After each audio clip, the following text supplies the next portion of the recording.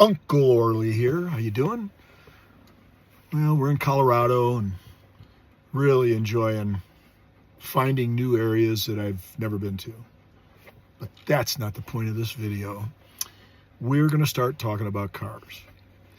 And I figured the easiest way to do this is for me to just start at my earliest car, the cars I remember from when I was the youngest.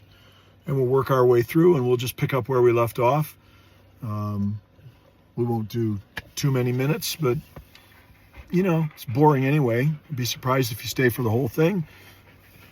Don't blame me for clicking off. Anyway, first car, 53, could have been a 52, 53 Chevy.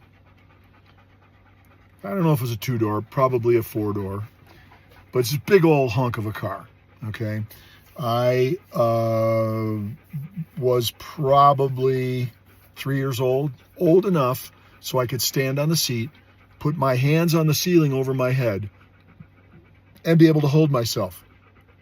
Do you remember well, how would you remember? You probably don't even know what a seatbelt is, okay? They don't have seatbelts after 2075.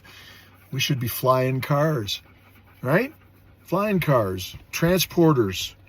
Yeah, a lot of sci-fi. Anyway, put my hands on the ceiling, very velour, very lush, kind of a soft feeling. I remember that like it was yesterday. And the seatbelt was my dad's arm. He would reach out and keep me from flying into the metal dash or the windshield should we have to stop too quickly. Second car after that was, let's see, I'm going with the 56 Dodge wagon. It was a tricolor, black, yellow, and white. And for the life of me, I'll find a picture, but for the life of me, right now I can't remember which was which. I'm going to say black on top. See if I'm wrong. Anyway, this is the car that we took on our epic trip down Route 66 to California when I was 8. It was around for many, many years. This was the kind of car, station wagon, big old metal thing, big wings on the back, where there was a big pad in the back. And when the seat was up, the back seat was up, the pad was folded up, and the luggage was all on top when we traveled. But when it was time for naps and stuff, we put the seat down, we laid the whole mat out, and we all laid down in the back. Seat belts? That was a fun car. The next car I remember from childhood would have been Dad's 54 Ford Skyline, which was a two-door coupe with a glass roof that was very rare. Very rare. It was white with this kind of green colored roof. It was the coolest car. God, I have so many memories of that car. My dad pulled out the apple tree stump that was in our yard by tying a chain around, I don't know, the bumper, the axle, something in the back, spinning those tires, digging, chopping. He got it out.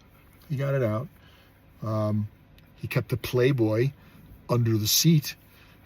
So I always wanted to take a drive down to the, to the grocery store. And, oh, Dad, I'll wait in the car.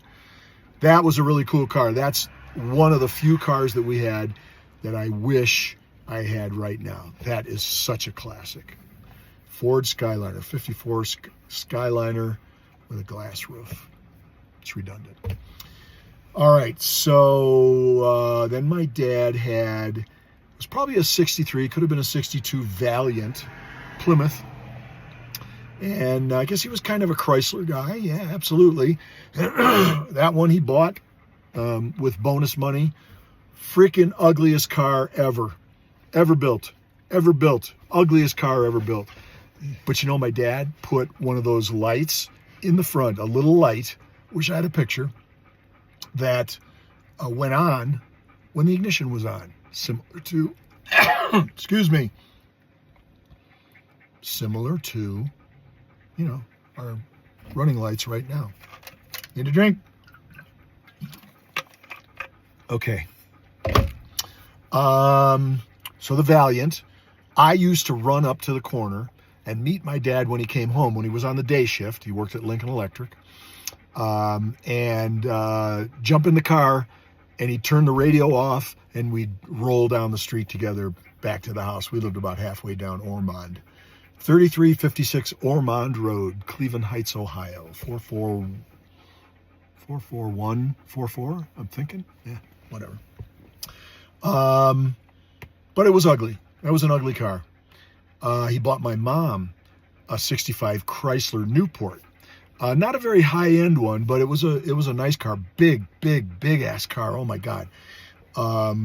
So much fun in that car. I used to drive it. I was the person who was driving all the time, and if we were a bunch of us going out, I'd take that car, right? So we'd have more room in it, and we'd go cruising, and all the rest of that.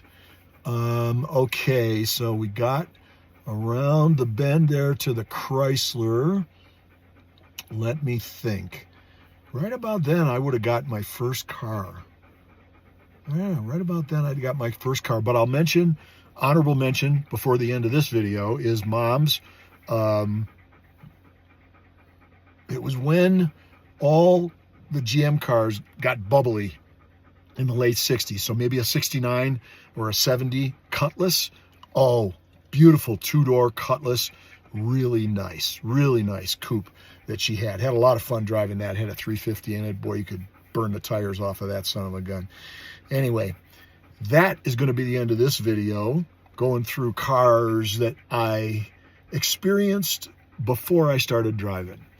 So, like always, don't make me repeat myself. You know what I'm talking about. Okay. Uncle Orly, I got nothing to say. And you can tell from, if you got this far, you can tell I got nothing to say. Hey, this is a quick reminder. If you're trying to figure out what's going on with any of these videos, you need to go watch episode 1. And don't make me repeat myself.